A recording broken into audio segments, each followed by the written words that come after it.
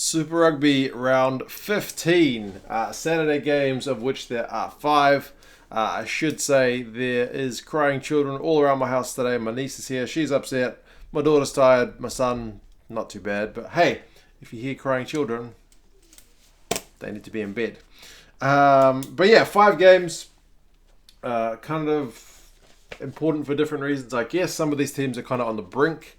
Some of these teams are looking to push ahead. So still motivation for everybody.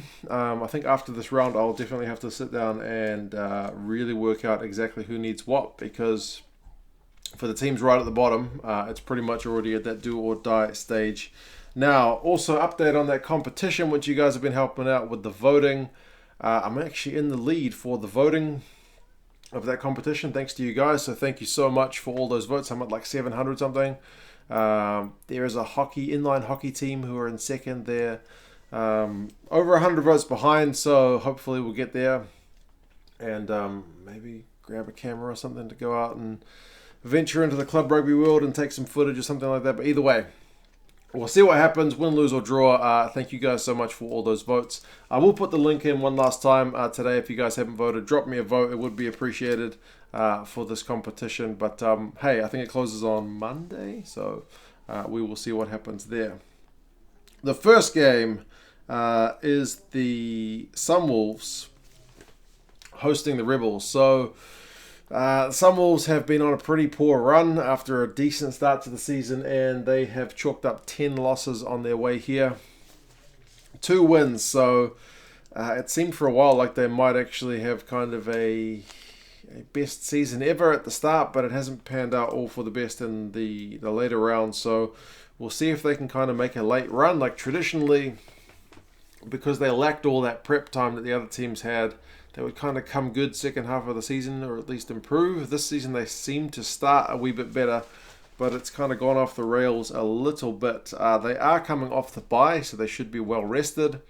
And they're playing a Rebels team who, kind of like last year, started with a real hiss and a roar, and it's petered out a wee bit. So the Rebels, I mean, don't get me wrong, they're still second in the Aussie Conference. They're 6 wins and 6 losses, so they're not in a bad position, but based on early form, they could have been in a much better position than this. So they will definitely be targeting this game as a bonus point win. I don't think anything else would be satisfactory for them.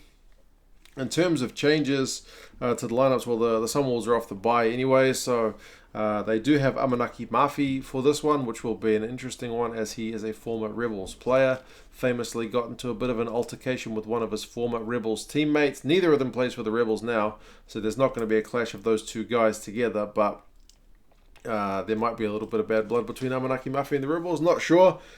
He should be motivated either way. Parker is back at number 10, so I guess that's a pretty steady hand to have there. Vanden Hever's still there. He's been good this year.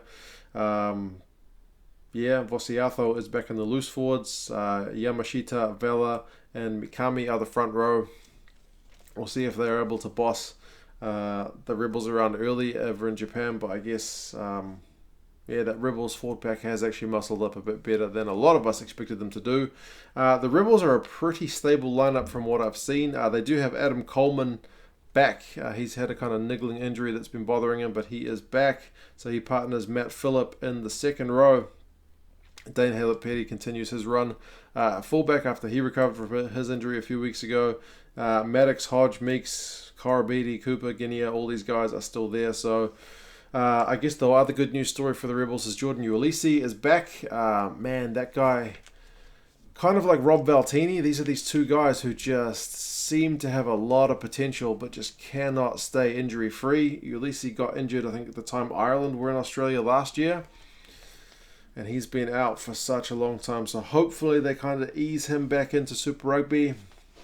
I mean, Rangi is a pretty useful hooker, although they do have Roach for this one. So hopefully they don't rush him back too soon. So I'm a little worried about the same. Somebody mentioned in the comments with Sam Cane for the Chiefs, long-term injury come back. He's already starting, so let's hope eases in. Likewise, Tamua is still being eased back into the Aussie rugby scene after getting back from England. But yeah, like I said, I think bonus point win. is what the Rebels will be after for this one. Sunwolves in front of their fans in Japan. Can they do something after the bye?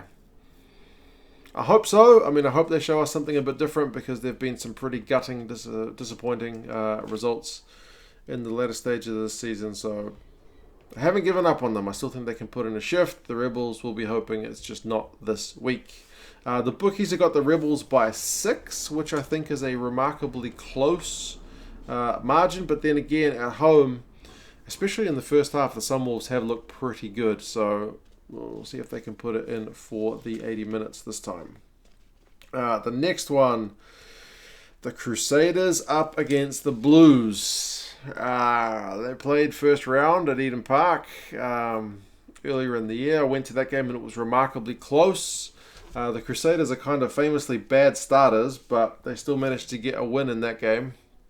And they're coming back from South Africa having had a draw, which they'll be really disappointed about. And I fear for my Blues in this one because the last time the Crusaders had a draw was against the Sharks down in Christchurch. And what did they do to the Bulls the very next week? They gave them a walloping. So the Crusaders don't like not winning. They will be wanting to put in a big performance here against traditional, if not recent, rivals, the Blues. The Blues are coming off a history-breaking win over the Chiefs. They broke like a drought going back to 2011, so I suppose there might be a bit of confidence around the camp. But as anybody back in the Blues to go down to Christchurch and get a win, you'd have to be a pretty diehard Blues fan to be picking that one. In terms of lineups, there are a few changes to the Crusaders. Moody is back. So that's good news for All Blacks and Crusaders fans. Makaleo gets the start at number 2. Taufua is also back. Fetu Douglas is there. So there is no Kieran Reid for this one. Otherwise, it's a pretty stable lineup. Hall, Mo'unga, Bridge, Crotty, Goodhue, Sevu Reece, David Havili, guys who could well cause havoc for the Blues. Blues kind of minimal changes. Apisai starts at number 2. Parsons is back, so that's good news. He's a stalwart for the Blues, although he's been a bit criticised this season. Also, Robinson is at number 6 instead of Papali'i this week. There's still some useful names there for the Blues, man. They've got Rico Ioane playing, so that's good news. Ma'anono, TJ Whaiane, Caleb Clark, Milani Nana is having his best season. Harry Plummer still edges out Otere Black for number 10. But like I say, even as a Blues fan, I'm not putting much hope in this one. I'm more sad to say, kind of thinking about damage limitation, but I guess it has been that kind of crazy Super Rugby season where things have happened, so I shouldn't be writing the Blues off, but bookies have got the Crusaders by 14. I don't know whether you say on recent performances the Blues are pretty good value here, or the Crusaders at home are just going to be too good. We will see. The Blues, in terms of their season, could certainly use a win. The Crusaders, they don't like drawing. So, the next one, the Waratahs hosting the Jaguares. Both these teams coming off good away wins, actually. So this is a really interesting matchup. Opposite records, the Jaguares with the 7 wins, 5 losses. Waratahs the other way around. So the Waratahs are, I wouldn't say struggling, but they're still behind the Rebels and they are behind the Brumbies in the Aussie Conference. The Jaguares are on 32 points. So they're still behind the Bulls in that South African Conference, but depending on other results, they have a chance to go ahead if they can get a win. Waratahs, kind of like the Blues, given that record, probably need a win. But then again, if the Brumbies and the Rebels lose in Japan, then the Waratahs may buy themselves another week to pip for that top spot. We will see. Waratahs, minimal changes. Away win against the Reds last week, I guess winning formula. The only changes I've seen are Andrew Tuala comes on the bench for the hooker replacement because Tolu Latu has been suspended for some off-the-field things. And Jed Holloway is also back on the bench. Otherwise, the starting 15 is totally unchanged. So I guess if it ain't broke, don't fix it. We're talking Hooper, Wells, Swinton in the back row, Simmons and Hannigan in the second row, Kurtley Beale still at fullback, Carmichael Hunt, Ashley Cooper in the midfield, Foley, Phipps, Phipps with that charge down last week probably deserves to be in the side no matter what. Jaguares, on the other hand, have made a fair few changes. So the front row has been totally changed. It's Vivas, Montoya, and Medrano this week. Crema, who is a very impressive player, is there in the second row. I think he was on the bench last week. Lazana also gets a start. Domingo Miotti gets a start too, and he has been one of the star players for the Jaguares this season. Bonilla is on the bench, although he was really useful last week as well, so kind of win-win. Orlando also starts outside De La Fuente, and Carreras is on their wing. So the back three, just the one change. So it's still Boffelli and Mojano, but also Carreras there as well.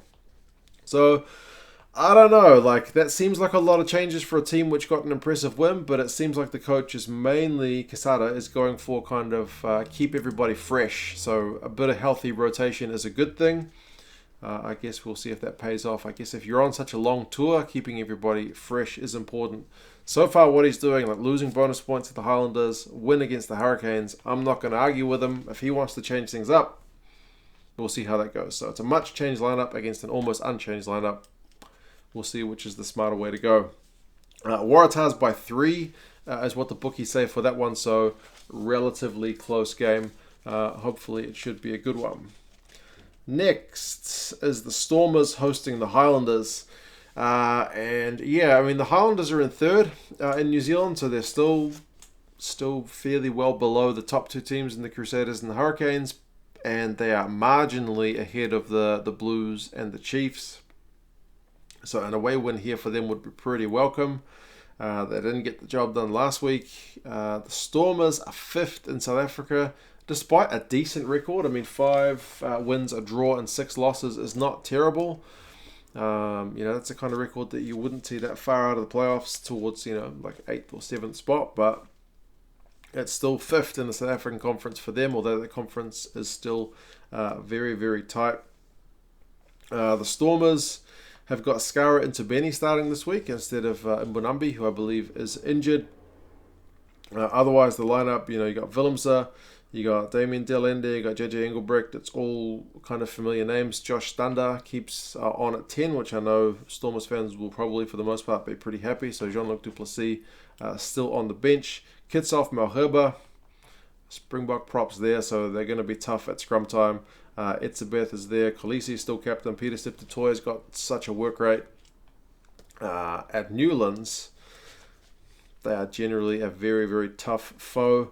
They showed some real heart in that draw against the Crusaders last week. They did not give up. So the Highlanders definitely have their work cut out for them in this one. They have made some changes. Waisake Naholo is back in the starting lineup, so that's pretty good news. In terms of his World Cup chances, he needs to put in a good performance. Sio Tompkinson is in at second 5. Elliot Dixon is back at number 8. Daniel Brown's at loose head. Pare Parkinson is in the second row as well. So a few changes. James Lynchus is there. I guess perhaps the same logic by Aaron Major here as what Quesada is going for the Jaguares. Keeping a bit of rotation going. So Frizzell's on the bench, so he's a good guy to bring on.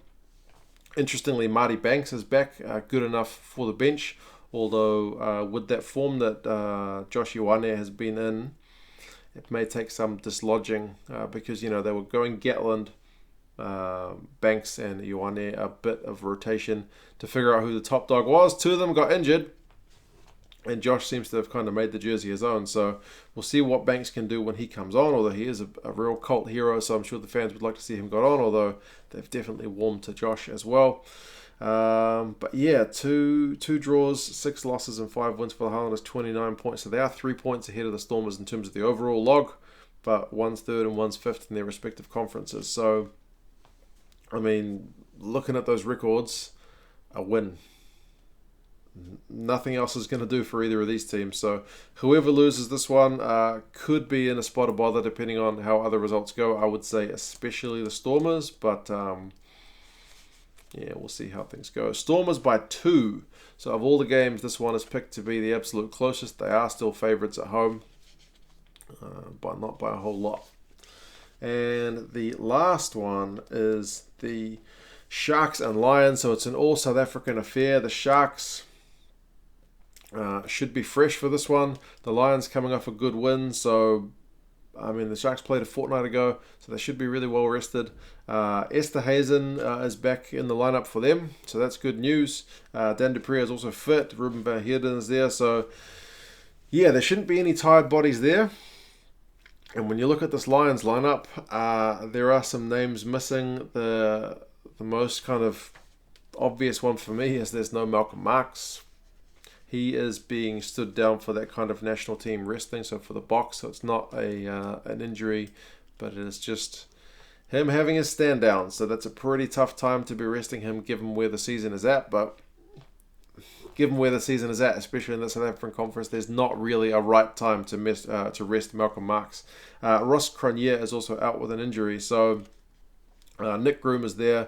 Otherwise the lineups are pretty similar. Yonka is in at tight head, and Kamfer is in at hooker for the Lions. Otherwise, things are pretty stable. They've got Kalu Sadi to bring off the bench, so he's a very, very strong, very promising young prop. So that's going to give the Sharks guys a bit of interest, I suppose, at set piece time in the second half. But then, I mean, you look at this Sharks lineup as well. You got Oosthuizen in there, so shouldn't be having too many problems. We'll see how many minutes he plays. Interestingly, Bosch is still the preferred guy at number 10. Rob Dupree Jr. is still on the bench. It seems to be the way things are going. The Sharks have had some pretty good success with Bosch there, so let's see how he goes. I don't know if I'm going to be able to watch that game, but it's so tight. Lions are on 30 points, 7 wins, 5 losses. Sharks are on 29 points, 5 wins, 1 loss. 1 draw, 1 loss, and 6 losses. So, man, at one point in it, do I get up in the middle of the night to watch that one? Or do I watch the replay? Because that is going to be a real ding-dong battle, especially with Marks out. The Sharks are favourites by 4 points, so still keeping it pretty tight. That is such a vital game in the South African Conference. Because not only are you getting the win, but you're also denying one of your direct rivals those points. So it's not like when you're playing the multi-conference games where you can both get wins. Somebody is going to lose some points. So that one looks really interesting. I might have to pick and choose my battles. If I watch the Sharks game, then I may not be able to see the Waratahs Jaguares live anyway. We will see. Plenty of rugby on, so there's nothing to complain about. It's a good situation to be in, that you look at all these games and still think there's something worth watching about all of them. So, yes, you guys will have to let me know your thoughts on those games. Who do you think is going to win? Who are you picking in your Super Brew? Some pretty tough ones to pick. You can't always go for all the favourites, I suppose. You got to pick at least that one upset or something, because if you look at last week's result, there were so many people who did poorly because it was a really tough round to pick. I think I got 50-50 last round, and I was feeling pretty good about that. But, you guys let me know your thoughts on these games. How do you think they're going to go? For those of you who have voted, once again, thank you so much for that. If you haven't and you're willing, please click on the link in the description.